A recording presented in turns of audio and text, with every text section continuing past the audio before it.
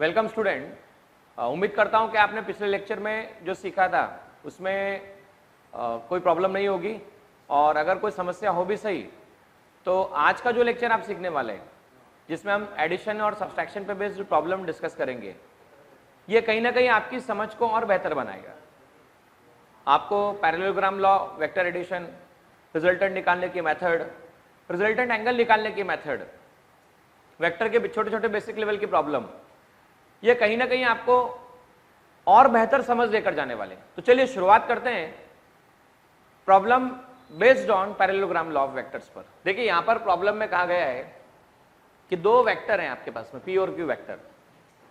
तो पी और Q vector दोनों के एडिशन का जो मॉड है और वो दोनों के सब्सट्रैक्शन के मॉड के इक्वल है।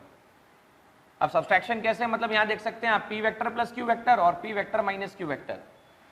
तो देखिए P vector plus Q vector निकालने के लिए हमने पहले भी सीखा था कि अगर किसी भी वेक्टर को पैरेलल शिफ्ट किया जाए, ये वेक्टर ऐसे पैरेलल शिफ्ट किया जाए, तो पैरेलल शिफ्ट करने पर वेक्टर में कोई भी चेंज नहीं आता।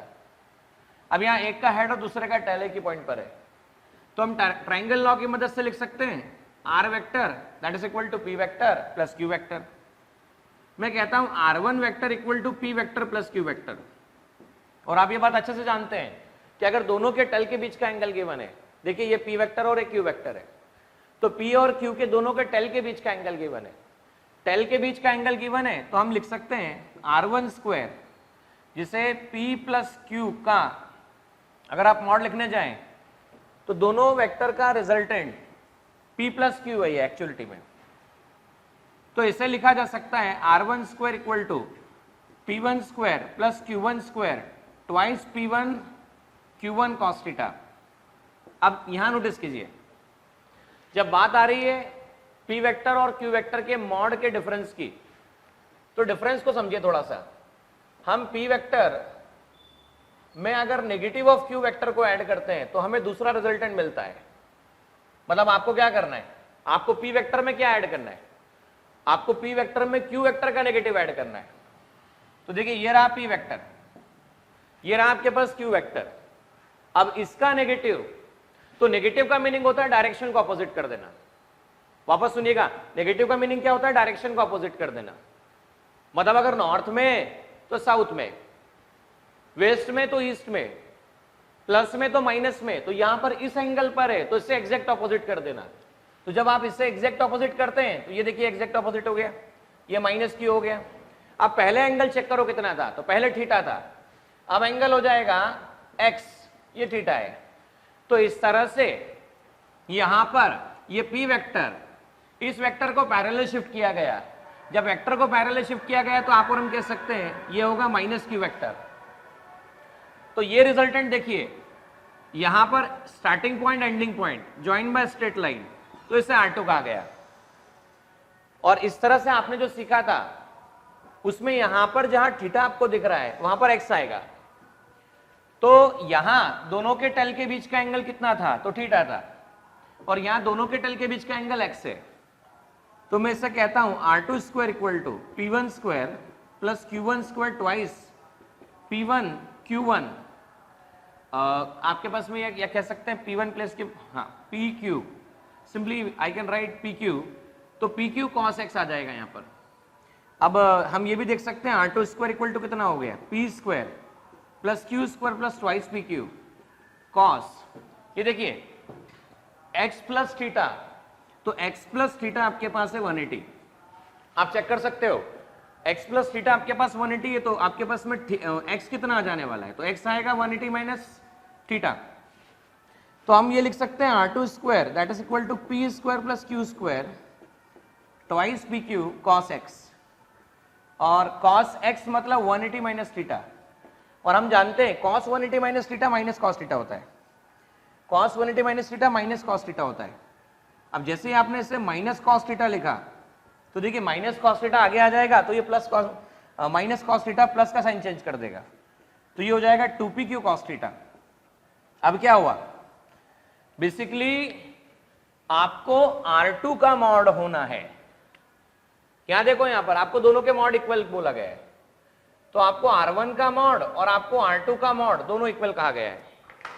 अगर दोनों के मॉड इक्वल हैं और दोनों को आप स्क्वायर कर भी दें तो R1 mod square R2 mod square, तो देखिए यहाँ R1 स्क्वायर तो ये आ चुका है P square plus Q square, P square plus Q square 2pq cos theta, और R2 स्क्वायर देखो कितना है आपके पास में P square plus Q square minus 2pq cos theta.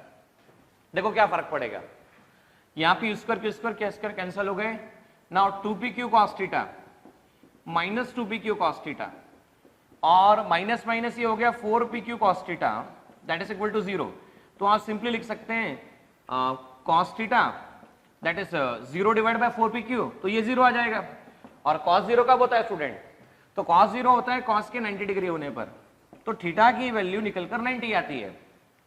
मतलब अगर दो वेक्टर के सम का मॉड और उनके डिफरेंस का मॉड, दो वेक्टर के सम का मॉड और उनके डिफरेंस का मॉड अगर इक्वल होता है तो उनके बीच का एंगल हमेशा 90 डिग्री होता है। देख लीजिए वापस से हम क्या कह रहे हैं, दो वेक्टर के सम का मॉड और उनके डिफरेंस का मॉड अगर इक्वल होता है तो उनके बीच के बनने वाला एंगल 90 डिग्री होता है। देखिए यहां पर बात ऐसी, दो वेक्टर है ए वेक्टर और बी वेक्टर, आपको ऐसा बोला गया कि अगर दोनों वेक्टर का मैग्नीट्यूड इक्वल हो तो रिजल्टेंट क्या होगा और उनका रिजल्टेंट एंगल क्या होगा। मतलब आपसे ये कहा गया है कि अगर ए वेक्टर और बी वेक्टर का मॉड दोनों सेम हो जाए, मान लीजिए दोनों ए हो जाए, तो इनका रिजल्टेंट क्या आएगा फॉर एडिशन पर्पस। और बाद में ये भी कहा गया कि अगर दोनों के बीच का डिफरेंस निकाला जाए, दोनों के बीच का क्या निकाला जाए, डिफरेंस निकाला जाए, तब अगर उनका मॉड इक्वल हो तो क्या आंसर आएगा। तो चलिए समझते हैं, जब दो वेक्टर आपस में इंक्लाइन होते हैं तो उनके रिजल्टेंट को दिया जाता है, बताया जाता है A square plus B square twice A B cos theta से। और आप हम ये जानते हैं कि टेन अल्फा दिया जाता है वो होता है बी साइन थीटा अपॉन ए प्लस बी कॉस थीटा से। तो आप और हम ये कह सकते हैं जब मॉड ए और मॉड बी दोनों इक्वल है, मान लीजिए लेट से इट इज ए, तो मैं कह पाऊंगा R square equal to A square plus B square के प्लेस पे क्या रख पाएंगे आप, ए स्क्वायर, तो twice into A into cos theta.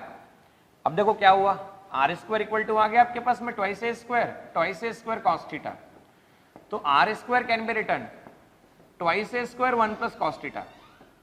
और देखिए ट्रिग्नोमेट्री में बात हम सीख चुके हैं, कॉस 2 थीटा की वैल्यू होती है 2 कॉस स्क्वायर थीटा माइनस 1, और इसे लिखा जाता है 1 माइनस 2 साइन स्क्वायर थीटा।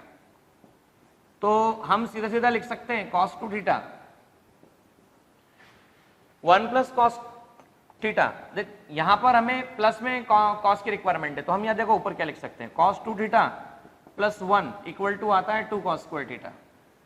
अच्छा यहां डबल है तो यहां हाफ है, देखो यहां 2 थीटा है तो यहां थीटा है, तो अगर यहां पे थीटा हुआ तो यहां पे क्या होने वाला है, तो यहां पे होने वाला 2 कॉस स्क्वायर थीटा बाय 2 बराबर है, तो 2 कॉस स्क्वायर थीटा थीटा 2 होने वाला है। हम एक फॉर्मूला और जानते हैं ट्रिग्नोमेट्री का, और वो फॉर्मूला होता है sine 2 theta that is 2 sine theta cos theta. देखिए ध्यान से, साइन 2 थीटा कितना होता है, तो साइन 2 थीटा होता है 2 साइन थीटा कॉस थीटा। तो हम यहां कह सकते हैं R square that is equal to twice A square 1 plus cos theta, तो इसे लिख सकते हैं आप 2 कॉस स्क्वायर थीटा बाय 2, तो 1 प्लस कॉस थीटा को लिखा जा सकता है 2 कॉस स्क्वायर थीटा बाय 2। तो ये आ चुका है आपके पास में R square equal to 4a square cos square theta by 2। R आ जाएगा आपके पास में ट्वाइस ए का whole square cos square theta by 2, finally आप इसे लिखेंगे twice A cos theta by 2। तो रिजल्टेंट डायरेक्टली लिखा जा सकता है twice A cos theta by 2। आइए और समझते हैं, जब हम बात कर रहे हैं एंगल की, तो रिजल्टेंट एंगल को हम कहते हैं टेन अल्फा इक्वल टू होता है बी साइन थीटा अपॉन ए प्लस बी कॉस थीटा। तो बी साइन थीटा अपॉन ए प्लस बी कॉस थीटा में ये हो गया ए साइन थीटा अपॉन ए प्लस ए कॉस थीटा। देखिए क्या फर्क पड़ेगा, टेन अल्फा ये हो गया sine theta upon 1 plus cos theta. तो हमने ये भी सीखा है साइन 2 थीटा का फॉर्मूला होता है 2 साइन थीटा कॉस थीटा। तो इसे अगर साइन थीटा लिख दिया जाए, देखो डबल है तो हाफ है, यहाँ 2 थीटा है तो यहाँ थीटा है, मतलब अगर यहाँ डबल है तो इसका हाफ है, तो यहाँ थीटा होगा, तो थीटा का हाफ क्या होगा, तो थीटा का हाफ होगा 2 sine theta by 2 and cos theta by 2, ऐसा हम कह सकते हैं। तो उससे आप लिख पाएंगे 2 sin थीटा बाई 2 और ये आ जाएगा आपके पास में cos थीटा बाई 2। और 1 प्लस cos थीटा के बारे में तो अभी मैंने डिस्कस किया आपसे, 1 प्लस cos थीटा आपके पास आने वाला है, that will become 2 cos square theta by 2। तो 2 cos स्क्वायर थीटा बाई 2, 2 से 2 कैंसिल, cos थीटा कैंसिल, तो tan अल्फा कितना आ जाता है, tan अल्फा आता है sin theta by 2 divide bye cos theta by 2, और sin theta by 2 divide bye cos theta by 2 tan theta by 2 होता है। तो हम कह सकते हैं tan alpha that will become tan theta by 2। अभी अगर यहां पर हमने ये प्रॉब्लम जो डिस्कस किया है, ये प्रॉब्लम एडिशन के लिए बोला गया है कि जब दो वेक्टर आपस में थीटा एंगल पर इंक्लाइन हो, वापस सुनना, जब दो वेक्टर आपस में थीटा एंगल पर इंक्लाइन हो तो उनका रिजल्टेंट का मॉड मतलब एडिशन जो होता है उसमें अगर मैग्नीट्यूड इक्वल हो जाए तो क्या रिजल्टेंट आता है। अब देखिए यहां सब्सट्रैक्शन की बात है कि अगर दो वेक्टर का सब्सट्रैक्शन आप निकाल रहे हो और सब्सट्रैक्शन में मॉड इक्वल हो जाए, मतलब पहले ये था a, ये आपके पास है b, ये थीटा, हम बात कर रहे थे a vector parallel shifting, b vector, ये r वेक्टर, तो r वेक्टर क्या था बेसिकली, तो r वेक्टर था a vector plus b vector. पर अगर सब्सट्रैक्शन होता तो क्या होता, सब्सट्रैक्शन होता, मान लीजिए r1 वेक्टर है तो r2 वेक्टर में हमारी रिक्वायरमेंट थी a vector minus b vector, तो r2 वेक्टर में requirement a vector minus b vector, तो हम इसको लिख सकते हैं a vector plus minus b vector. Now a vector plus minus b vector आया, उसका मतलब एग्जैक्ट ऑपोजिट आया। तो मैंने अभी आपसे डिस्कस भी किया था, वापस देखिएगा, ये a वेक्टर b वेक्टर का एग्जैक्ट ऑपोजिट, b इधर है तो उसका एग्जैक्ट ऑपोजिट इधर आएगा, दोनों के बीच का एंगल ये माइनस b वेक्टर हो चुका है, ये x एंगल है, ये थीटा है। अब क्या हुआ, इसका टेल और इसका टेल एक ही पॉइंट पर है, चेक करो, इसका टेल और इसका टेल एक ही पॉइंट पर है, तो हमने पैरेलल शिफ्टिंग की, a वेक्टर पैरेलल शिफ्टिंग करने पर यह आया माइनस b वेक्टर और ये आपके पास आ चुका है r वेक्टर, पर मैं इसे r2 वेक्टर कहता हूं। तो r2 वेक्टर निकालते समय हमने यहां पर x कितना लिया था, तो देखो ध्यान से, थीटा प्लस x कितना था, तो थीटा प्लस x था आपके पास 180, तो x था आपके पास 180 माइनस थीटा। तो आप और हम ये कह सकते हैं सब्सट्रैक्शन निकालना होता है तो r2 square a square plus b square minus twice ab cos theta होता है, और tan अल्फा जो होता है वो होता है b sin x divide by a plus b cos x। अब यहां x की वैल्यू कितनी है, तो x की वैल्यू 180 माइनस थीटा है। जैसे ही आप x को 180 माइनस थीटा रखते हो तो ये हो जाता है b sin 180 minus theta divide by a plus b cos 180 minus theta. Now cos 180 minus theta sin 180 minus theta sin theta होता है, तो b sin theta sin theta ही होगा, और ये हो जाएगा a minus b cos theta. तो हम कह सकते हैं b sin theta divide by a minus b cos theta यहां पर होगा। आइए अगर बोला जाए a और b दोनों का मॉड इक्वल हो जाए, देखो क्या बोला गया है, a और b दोनों का मॉड इक्वल हो गया, अगर दोनों का मॉड इक्वल हुआ, मान लीजिए a हो गया, तो r2 स्क्वायर को क्या लिख सकते हैं आप, देखो a स्क्वायर तो है ही, फिर वापस से a square minus twice into a into cos theta, तो आगे क्या लिख सकते हैं, r2 square equal to twice a square minus twice a square cos theta. तो r2 स्क्वायर को लिखा जा सकता है twice a square 1 minus cos theta, तो r2 square can be written twice a square. अच्छा देखो, पिछली बार 1 प्लस कॉस थीटा का 2 कॉस स्क्वायर थीटा बाई 2 आया था, वापस यहां पे चेक करना कॉस 2 थीटा की वैल्यू कितनी होती, तो होती है 2 कॉस स्क्वायर थीटा माइनस 1 या होती है 1 माइनस 2 साइन स्क्वायर थीटा। ये कॉस 2 थीटा का फॉर्मूला बताया जाता है। अब आप इसे लिख सकते हैं 2 sine square theta equal to 1 minus cos 2 theta. वापस चेक करना बच्चों, यहां डबल है 2 थीटा तो यहां सिंगल है थीटा, तो यहां अगर सिंगल होगा तो यहां उसका हाफ होगा और ये होगा 2 साइन स्क्वायर थीटा बाई 2। तो हम क्या कह सकते हैं, हम कह सकते हैं 1 minus cos theta 2 sine square theta by 2 होता है। तो 1 माइनस कॉस थीटा को लिखा 2 साइन स्क्वायर थीटा बाई 2, तो r2 स्क्वायर ये आ चुका है 4a square sine square theta by 2। तो हम ये लिख सकते हैं सीधा सीधा r2 equal to twice a sine theta by 2। r2 can be written twice a sine theta by 2। आइए tan अल्फा निकालते हैं। तो रिजल्टेंट एंगल यहां पर क्या निकाला जाएगा, तो यहां रिजल्टेंट एंगल निकाला जाएगा tan alpha b sine theta, तो b साइन थीटा, a और b दोनों इक्वल है, a और b दोनों इक्वल है तो b के प्लेस पे a लिख दिया, ये आ चुका है आपके पास में a sine theta upon a minus a cos theta. अब यहां दोनों से कॉमन निकला, देखो क्या निकला, a sin theta 1 minus cos theta.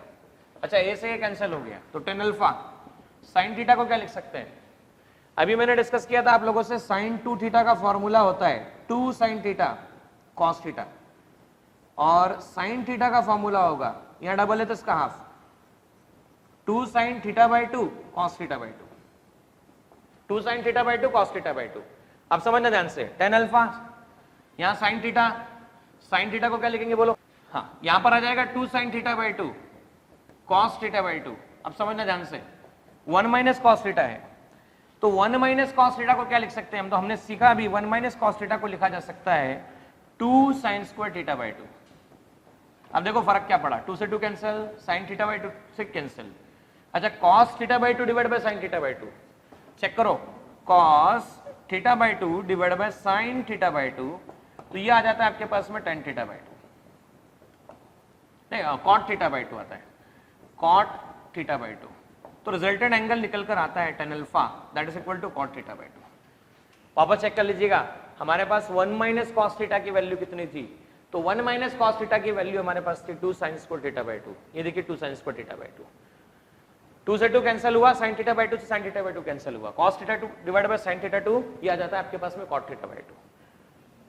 तो हमने यहां पर ये सीख लिया कि अगर दोनों के मैग्नीट्यूड इक्वल होते हैं तो क्या किया जाता है, और मैग्नीट्यूड इक्वल होने पर किस तरह से सॉल्व किया जा सकता है। देखिए यहां पर वापस से एक क्वेश्चन आपसे फ्रेम किया गया है कि दो वेक्टर है, ए वेक्टर बी वेक्टर, जिनके बीच का एंगल थीटा है, उनको जब आप ऐड करते हैं तो उनका ऐड करने पर रिजल्टेंट मिलता है R1, और आप B1 की डायरेक्शन को एग्जैक्टली ऑपोजिट रिवर्स कर देते हैं तो उनका रिजल्टेंट मिलता है R2। तो आपको बताना कि R1 square plus R2 square की वैल्यू किसके इक्वल होगी, R1 square plus R2 square की वैल्यू किसके इक्वल होगी। तो देखो यहां पर R1 पक्का दिख रहा है, एक का हेड दूसरे का टेल, मतलब A vector plus B vector है, और जब B की डायरेक्शन रिवर्स की गई है तो B की डायरेक्शन रिवर्स करने पर क्या हुआ, तो ये माइनस B आ गया। अब देखो यहां पर ट्राइंगल लॉ अप्लाई किया गया, एक का हेड दूसरे का टेल एक ही पॉइंट पर है, देखो ध्यान से, एक का हेड दूसरे का टेल एक ही पॉइंट पर है, तो हेड और टेल एक ही पॉइंट पर है, तो join starting point ending point by straight line, तो R2 vector will be A vector minus B vector, तो R2 vector that will become A vector minus B vector. तो यहां पर अगर हमें R1 square plus R2 square निकालना है, मतलब हमें इनके मॉड का स्क्वायर निकालना है, तो हमें सबसे पहले R1 की वैल्यू निकालना है, तो हम जानते हैं R1 square can be return A square plus B square plus twice AB cos theta, और देखो R2 square can be return subtraction के लिए लिखा जाता है A square plus B square minus twice AB cos theta. अब क्या होगा, हमको इन दोनों का एडिशन निकालना है, दोनों का एडिशन कैसा आएगा, तो देखो R1 square plus R2 square, ये आ गया A square plus B square twice AB cos theta, और ये आ चुका है A square plus B square minus twice AB cos theta, और आप और हम जानते हैं twice AB cos theta twice AB cos theta cancel होगा, तो यहां पर क्या आ जाएगा, यहां पर आ जाएगा R1 square plus R2 square, देखो A square plus A square, तो A square plus A square आ गया 2A स्क्वायर, वापस चेक करो B square plus B square, ये आ चुका है आपके पास में ट्वाइस B स्क्वायर, तो R1 square plus R2 square that will become twice A square plus B square, इसे ऐसा लिखा जा सकता है। तो यहाँ पर ऑप्शन कौन सा करेक्ट होता है, तो ऑप्शन देखिए यहाँ पर twice A square plus B square correct होता है, तो हम C ऑप्शन करेक्ट कैसे।